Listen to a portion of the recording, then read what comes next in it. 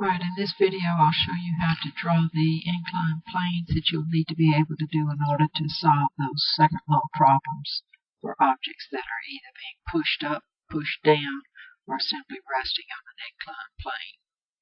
First of all, you start by drawing an inclined plane, which is nothing more than a wedge. So it could be like a loading ramp or something of that sort. So this is your inclined plane. Generally, when you're defining an incline, you will talk about how many degrees the incline is, and that would be this angle here. So I'll call that theta. So here I have an incline. Next, I need to draw my object, and I'll just draw it just like every other free body diagram as a box on the incline. Now, like every other free body diagram, that box, now I'm not talking about the blue incline, just the box is the body. Like every other one, it has a gravitational force acting on it. So going vertically downward, starting from the center, and going vertically downward is my gravitational force. So this is F grav. Now, the next thing I'm going to do is break down or resolve that gravitational force into two forces. And in this case, instead of being an X and Y component, it's going to be the component that is perpendicular to the incline and the component that is parallel to the incline. So if I draw the one that is perpendicular to the incline, and I'm just doing this by freehand, but you should be able to do a pretty good representation of it. You can see here that this angle here is a right angle. Be sure that you draw your arrow points on your vectors, or else you haven't drawn vectors and you don't get any points. So this component here is referred to as F perpendicular, and it's going to be equal to F grav times the cosine of theta. Now, if this angle is theta, this angle will also be theta. Now, that's a geometry lesson. I can quickly go through it for you, but just be aware that that angle and the one on the incline are both going to be the same. Basically, if you look at this triangle that I'm drawing over here, that is a right triangle. And so if this angle up here is, say, beta, I know that beta is going to be 90 minus theta.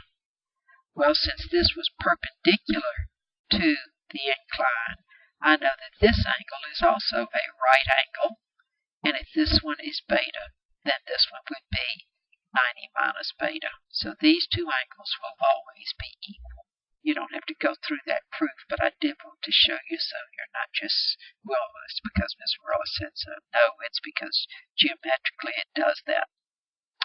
Okay, so here's my perpendicular component of F grav, and now I want to do the parallel component of F grav, and so this is F parallel. And it's going to be equal to the hypotenuse times the sine of theta, because it's opposite theta. So this is equal to F grav times the sine of theta. Now, a couple of things to look at when you're doing these drawings.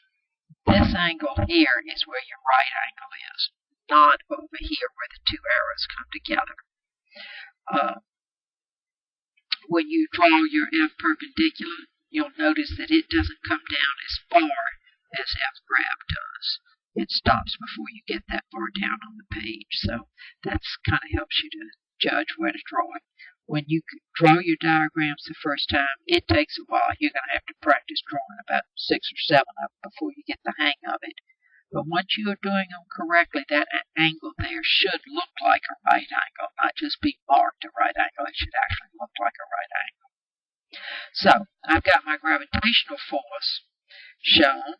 Now what I want to do is to show my normal force. Because it's on this incline, there is a normal force. And I'll do it in a different color.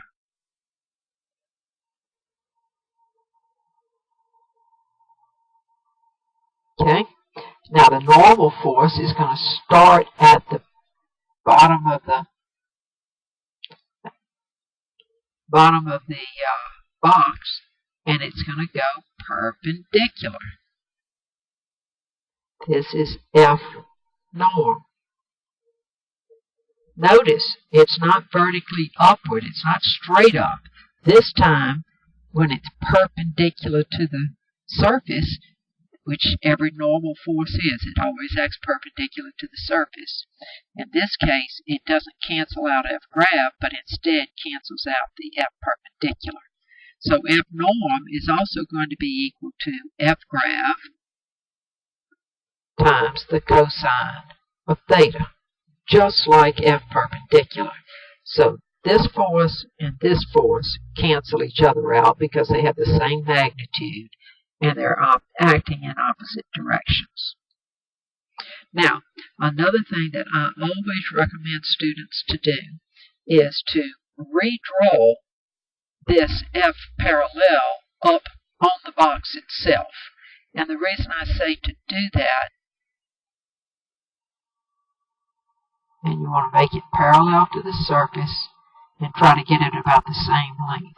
So this is F parallel. Now you can see I have, acting on this box, a gravitational force, which I have broken down into a perpendicular component and a parallel component here, and then I redrew the parallel component so that it's up there and it's obvious that it's acting on the box. And finally, the only other force I think I might want to draw in right now is a frictional force. Friction is going to act parallel to the surface at the bottom of the box, and it's going to oppose the motion. So in this case, if I'm not applying any force, then friction is going to be acting in the up the incline direction, like this, because it's going to oppose the sliding down the incline. So this is F friction in yellow. So here we have a situation of an object that's been placed on an inclined plane. I'm not applying any forces to it. I'm just letting gravity and friction do what they will. So we've got a couple of different possibilities here. If no applied force,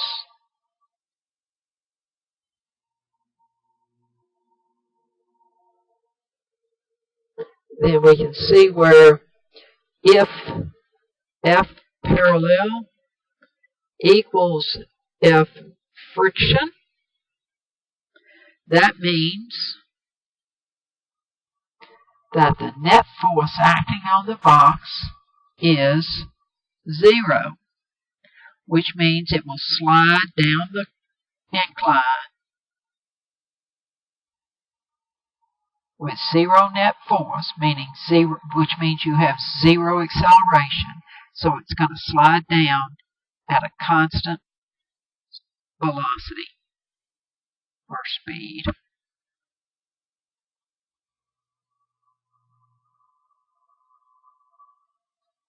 Okay? Now, if F parallel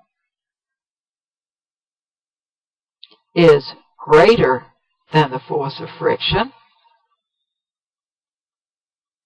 that tells me there is a net force acting in a direction down the incline.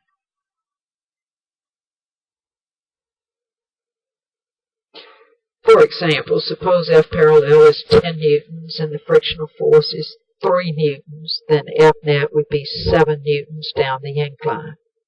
So if I have a net force down the incline, that's going to tell me that the acceleration is down the incline, and so it's going to slide down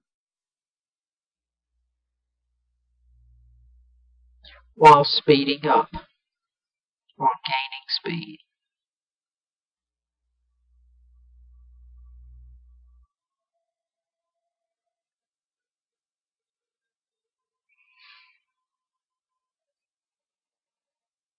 And finally, you have the possibility that F parallel is less than F friction. And if F parallel is less than F friction, then F net is going to be up the incline. So if it's sliding down the incline, but the net force is up the incline, that would mean that the acceleration is up the incline. And so if I'm moving down and accelerating up, it's going to make me slow down. So in this case, it will be sliding down while losing speed.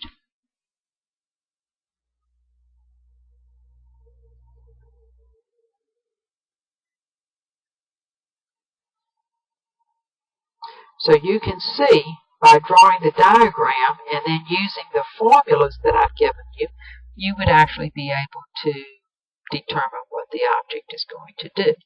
Remember, I gave you a formula the other day for the force of friction, so let me include that. The force of friction is equal to the coefficient of friction, and you'll probably be either given that information or given you a table where you could look it up. But the force of friction is always equal to mu times F norm. So whatever F norm is, and you can find F norm in this situation by using F perpendicular, which is F grav times the cosine of theta.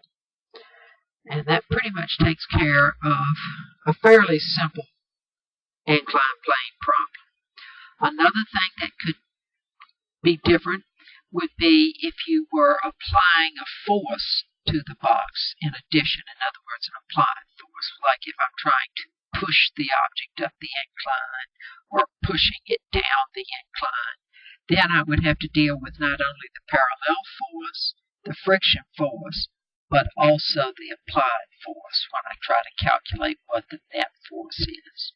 And remember, Newton's second law says F net is equal to the mass of the object times its acceleration. So if the net force is up the incline, the acceleration is up the incline. If the acceleration is up the incline and you are actually moving up the incline, then you will be moving and gaining speed. If the acceleration is down the incline, but you're moving up the incline, then you'll keep moving up the incline, but you'll be slowing down until you stop. So there's all kinds of things, and you really can't memorize every different possibility. But yet again, the key to doing these is drawing a good free body diagram. So what I'd like for you to do is practice drawing about 6 or 7 of them, and by then you should have the hang of it. But notice, this is the part right here is where most students get messed up. They make the right angle over here, which is incorrect, and would give you all the wrong formulas if you did that. So when you're drawing your F perpendicular, if your F grav is down this low, you want to stop before you get that far, or else it won't make the right angle there. So practice drawing these, and then we'll start looking at how you can solve some problems using them. And on the second page of this, I have a little bit nicer diagram that I did using the drawing tools in Word. But it's basically the same information, just nice.